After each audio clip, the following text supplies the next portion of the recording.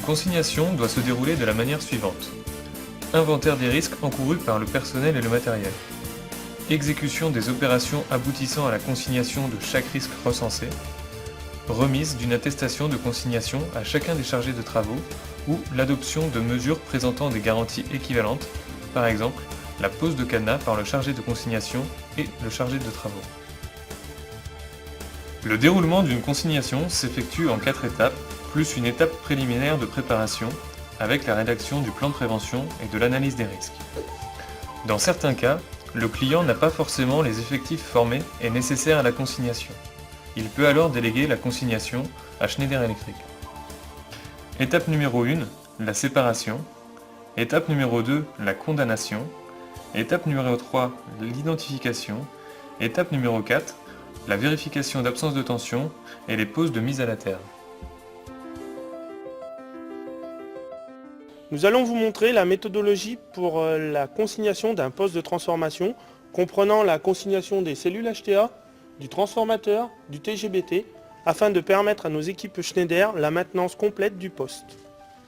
Après ouverture du disjoncteur BT en aval du transformateur TR1, ouverture du sectionneur de ligne de la cellule QM en amont du transformateur TR1. Après ouverture de la cellule QM en amont du TR1, débrochage du disjoncteur BT en aval de TR1.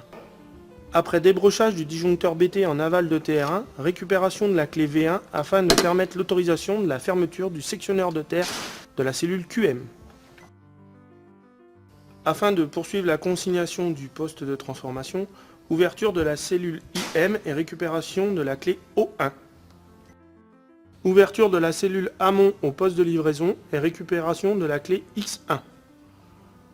Fermeture du sectionneur de terre de la cellule amont au poste de livraison et récupération de la clé X1. Grâce à la clé X1, fermeture du sectionneur de terre de la cellule IM du poste de transformation.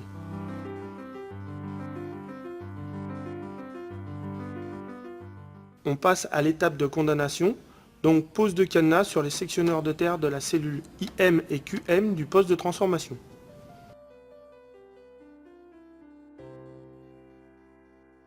Identification des cellules condamnées à l'aide d'une affichette Schneider et balisage de la zone de travail.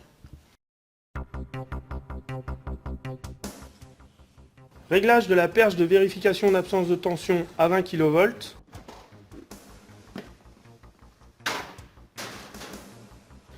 Ensuite, test de VAT sur les câbles avec check-up de la perche avant et après le test.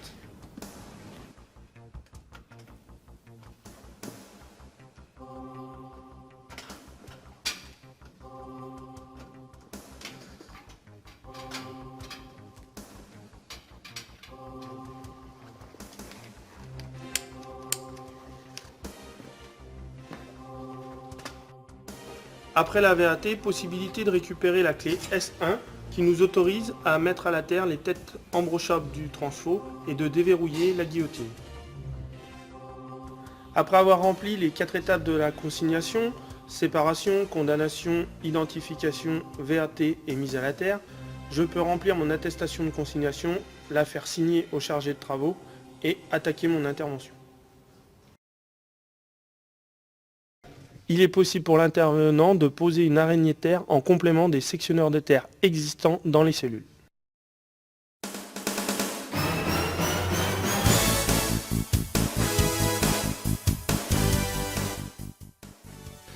Nous ne le répéterons jamais assez. La sécurité est une affaire de chacun, une affaire de vie humaine. Et il réflexe sécurité pour vous et pour les autres.